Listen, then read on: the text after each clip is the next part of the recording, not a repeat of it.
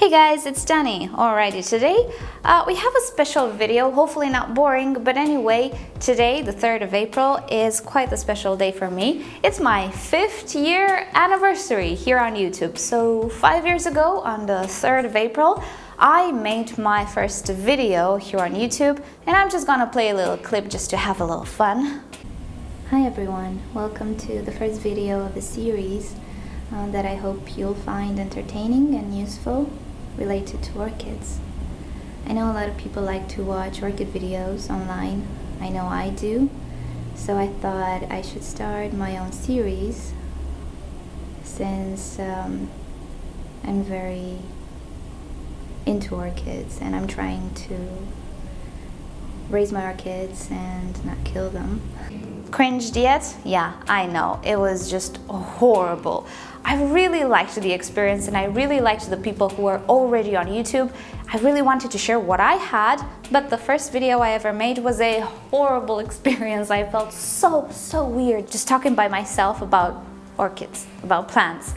Anyway, 5 years later, and I don't feel weird anymore. I talk alone, just with my camera. I don't even look at the camera. I look out the window when I talk. It's still kind of weird, but now it's for the other people, not for me. So 5 years later, I love what I do, and I never thought I would have such a following. I would have so many YouTube friends, all of these videos where I blab and blab and blab.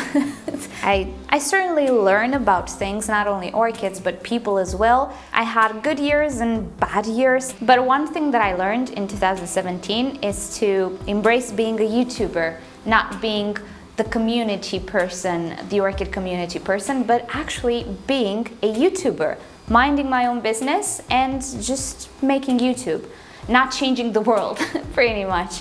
And ever since I realized that I should actually embrace and honor the fact that I am a YouTuber, nothing more, everything has been so much better for me. And this is my 5th year YouTube anniversary, and we're gonna honor just that because I do own everything that I have right now to YouTube, to the platform, with good and bad, to you guys, to everybody who's on YouTube, and pretty much everything revolves around YouTube, right? I'm proud to be a YouTuber. I don't consider myself a member or actually an important member of this orchid community. Important people in the community have no idea who I am in the American Orchid Society. And to be fully honest with you, it's not what I want. It's not me being famous in the community that I want. I love being a YouTuber actually, and I love making YouTube, because making YouTube videos is different. It's not activating on a forum, it's not writing articles, it's not being a member of a society.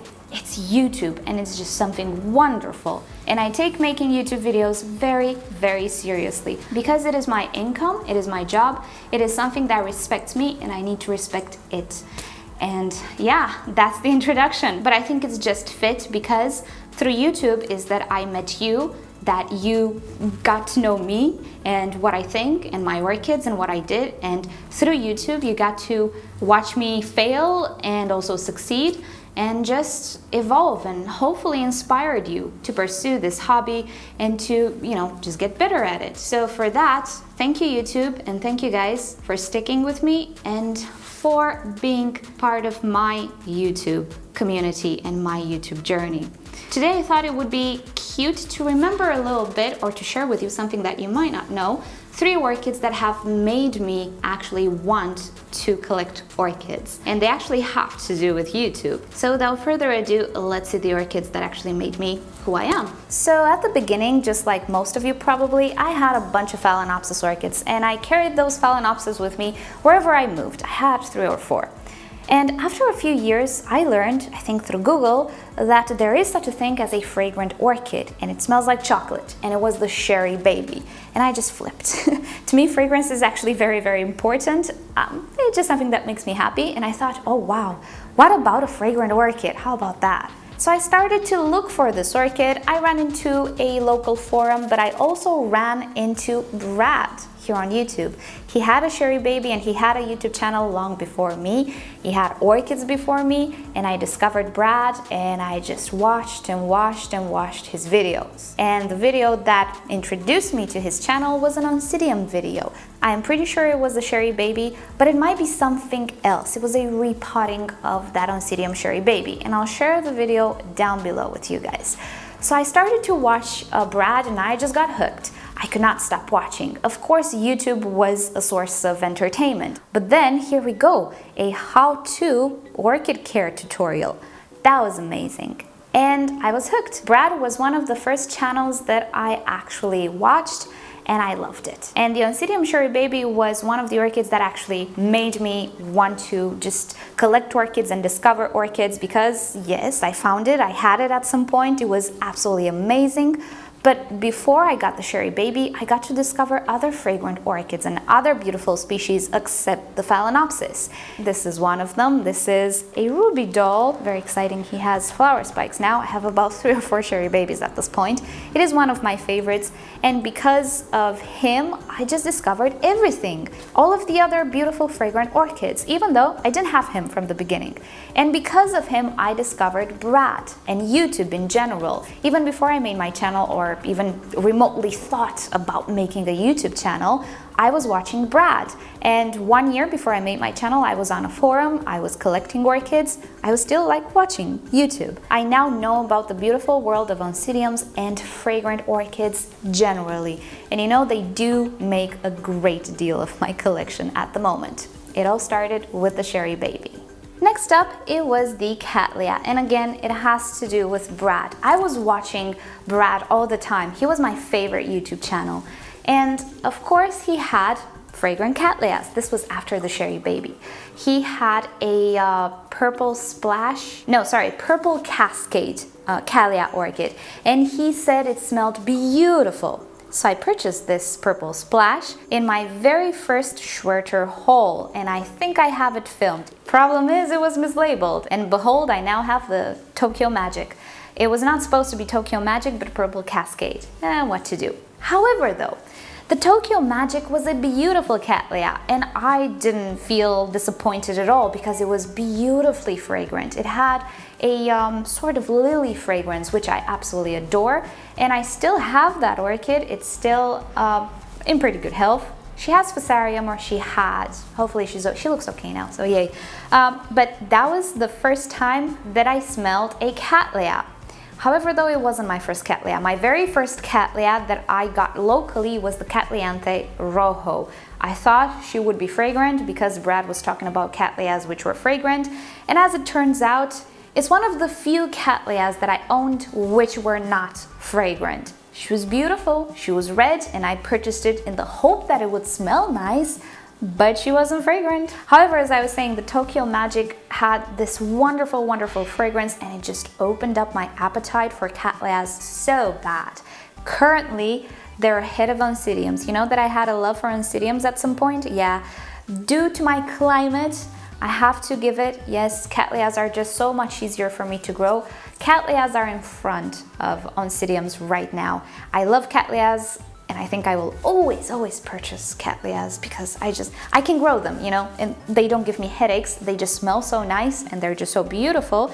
And what you see in front of you is currently my almost favorite. It's up there with the Princess Jackie. Princess Jackie has buds right now. She's not gonna open probably until this one fades away.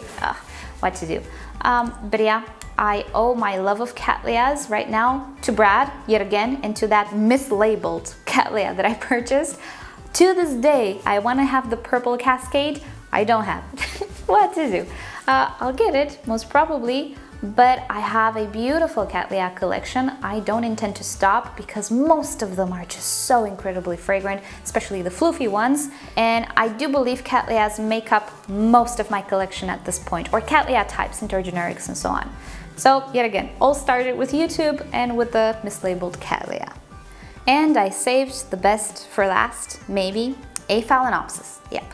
Even before the Cattleya obsession, even before the Oncidium obsession and all of that, I was a Phalaenopsis girl. I still really liked Phalaenopsis. And discovering the wonderful patterns was just a joy. And pretty much Cattleya spoiled the Phalaenopsis for me because they were just so beautiful. Anyway, there is a Phalaenopsis which I always kind of loved. And I call this one the Sonidi Phalaenopsis. It doesn't have an ID, I just purchased this one, by the way. Why do I call it like that? Well, one of the YouTube channels that I really liked before I started my channel was Sonidi's channel. Listening to Sonidi speak, it was just so calming and nice. I would just play her videos and call it a day. She had one of the most beautiful phals I ever saw, this pink beauty with this really nice purple lip. I liked it not because of the color or pattern or anything, but because it had a wonderful bloom display. It was branchy, it had nice flowers that were pendant, and the display was just beautiful. I started to hunt for this orchid, and I found it, and I actually had the exact same one Sonidi had. And for me, it bloomed with this wonderful branchy display, and it wasn't secondary spikes after I purchased it, it was a different blooming 1 year later. So it bloomed an initial, primary spike for me, and then it branched out. So it was a totally new thing. It wasn't because I cut the flower spikes. That orchid is a wonderful Phalaenopsis to have, and you wouldn't say if you found it in stores because it doesn't have that nice pendant display. But I had it, amazingly enough, I found it. And of course I lost it to spider mites. That particular orchid means a little more than YouTube and stuff for me because I purchased it in the day when I met one of my best friends, one of the bestest persons that I ever met in life. And no, it's not my boyfriend, it's a girl. And I met her in the day when I purchased this one. And I was in the car and I had this like orchid, and she was like, "Oh, beautiful flower." And I was like, "Yeah, I collect them." Have no idea what she thought of me, really. But hey, she likes me now, so that's good. But yeah, that was the orchid that I purchased when I met her. I lost it, sadly, and I really wanted to have that orchid again, and I think this is the one. I don't think it's exactly the same like the ones I had and Sonidi had, but I think it's very similar, very close to that. We'll see. This one has a few branches, as you can see. I think she's a branchy type. She has, oh, you cannot see. She has very huge leaves. This is how my old one was as well.